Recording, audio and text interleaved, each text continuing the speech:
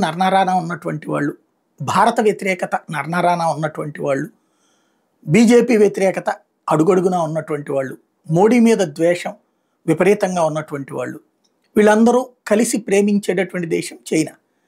China అన్నటువంటి చాలా గొప్ప దేశంగా భావిస్తూ ఉండటం, ఆ చైనా అద్భుతం అని చెప్తుండటం, చైనా సామ్యవాద దేశం అని చెప్తుండటం, ఎప్పుడో సామ్యవాదం చచ్చిపోయి అక్కడ పెట్టుబడిదారీ విధానం వచ్చినా సరే అక్కడ ప్రపంచంలో ఉన్నటువంటి కంపెనీలన్నీ అక్కడికి వెళ్ళి పెట్టుబడి పెట్టాయంటే అది పెట్టుబడిదారీ దేశం అవుతుందా, సామ్యవాద దేశం అవుతుందా?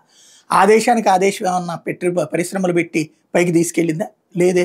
అమెరికా వడి యూరప్ దేశాలకు సంబంధించిన కంపెనీలు తీసుకొచ్చి అక్కడ పెట్టుబడులు పెట్టించి, అలా పెట్టుబడులు పెట్టడం కోసం వాళ్ళ దేశానికి సంబంధించినటువంటి కార్మికుల హక్కుల్ని హరించి వాళ్ళ చేత 12 గంటలు 14 గంటలు కూడా పని చేయించి వాళ్ళకి డబ్బులు తక్కువగా ఇప్పించి చివరికి దాని దెబ్బకి వాళ్ళు పిల్లల గండం కూడా ఓపిక తగ్గిపోయి వాళ్ళకి సంబంధించినటువంటి జనాభా తరుగుదల అయిపోయి పెళ్ళిళ్ళు చేసుకోవడం కూడా మానేసినటువంటి సిచ్యుయేషన్స్ వచ్చినా కూడా చైనా గొప్పదని భావించేటటువంటి ఒక అమాయకత్వంతో ఉంటారు, లేదా అది మేధావిత్వం కిందన భావిస్తుంటారు. అదేమంటే వరల్డ్లో సెకండ్కి వెళ్ళిపోయింది కదా అన్నటువంటి ఒక నియంతృత్వంతో వెళ్ళింది అన్నటువంటి విషయం పోయి ఇక్కడ నియంతగా పరిపాలిస్తున్నాడంటూ మోడీని తిడతారు, అక్కడేమో నియంతృత్వాన్ని సమర్థిస్తారు, కిమ్ముని సమర్థిస్తారు, పుత్తిని సమర్థిస్తారు, జిన్పింగ్ని సమర్థిస్తారు. వాళ్ళ ముగ్గురు నియంతలే, వాళ్ళ దేశాల్లో ప్రతిపక్షమే ఉండదు. కానీ ఇక్కడ ప్రతిపక్షాన్ని చిన్న మాట అన్నా సరే వీళ్ళు ఫీల్ అయిపోతుంటారు. ఇలాంటి చైనా ప్రేమికులు ఇప్పుడు రేపు యుద్ధం వస్తే పాకిస్తాన్ పట్లనే ప్రేమ ప్రదర్శిస్తారు, భారత్ పట్లనే వ్యతిరేకత ప్రదర్శిస్తారు, భారతదేశాన్ని గురించి తప్పుపడుతుంటారు.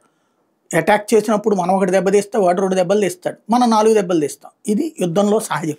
కానీ ఇక్కడ మన ఫెయిల్యూర్ని అని చెప్పేసి మన మీద తగిలిన దెబ్బల్ని హైలైట్ చేస్తూ అవతల వాళ్ళది గొప్పగా ఎక్స్ప్లాయిట్ చేసేటటువంటి వాళ్ళు మన మధ్యలోనే ఉంటారు.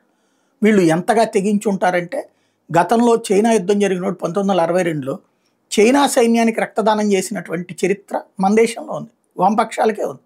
అదే సందర్భంలో చైనాతో అనవసరంగా యుద్ధం చేస్తున్నారంటూ ఆ రోజున దేశవ్యాప్త ఉద్యమాలు చేసినటువంటి చరిత్ర ఉంది. అలాంటి మనస్తత్వం ఉన్నటువంటి వాళ్ళు కాబట్టి ఇప్పుడు అలాంటి బ్యాచ్ పాకిస్తాన్కి మద్దతు ఇచ్చిన ఆశ్చర్యపోనక్కర్లేదు. ప్రజలు అలర్ట్గా ఉండాల్సిన సందర్భం.